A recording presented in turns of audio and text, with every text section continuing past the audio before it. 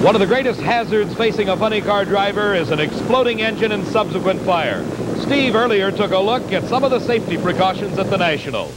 Dave, every time the funny car drivers suit up, so does a member of the NHRA Safety Safari in this special suit. Aluminized boots, a 3-layer suit, a sock for his head, a helmet to go on over that, and somehow the thought of a funny car fire is just a little less terrifying, knowing that Ronnie Wilson can go in and get the driver out. And Ronnie Wilson was involved in one of the hottest fires ever seen at the Nationals. In qualifying, Gene Snow against Tripp Shumake. Shumake qualified on this pass. He got very close to the center line, but that's not the story. The exploding engine is the story. You can see the parachute burned off. Ronnie Wilson headed towards the scene of the fire as Tripp Shumake fought to keep the car under control. All the emergency units rolled to the scene. Shumake himself, using the onboard fire extinguishing system, knocked down the flames. The emergency crew getting to the scene just as he climbed through the emergency hatch on the top of the car. Some small fire still burning at the back of the car, obviously the parachute pack.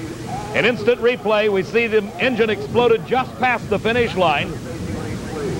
The parachute burned off, and that makes it doubly difficult to stop this car. He not only has to worry about the fire, he now has to worry, will the brakes stop it? Will the tires burn off? Can he hit the onboard fire extinguishing system? And right there you see with a big puff of smoke, that's just what he did. Here the parachute burns off. He's on the brakes. The car bounces. The big rear tires acting just like big rubber balls as the car bounces its way down the shutdown area with flames licking out from both the front and the rear of the car. The cockpit relatively free of flames. That's due to the firewall system that is built into these fiberglass bodied cars. Here he starts to lose control of it, but he regains it as Ronnie Wilson grabs his helmet and the safety safari truck heads to Tripp Shumake, driving for Johnny Loper. As he qualified on this run, a very expensive qualifying pass, the engine literally destroying itself. The car relatively unharmed, a burned parachute pack. They've got a lot of work to do, but they qualified.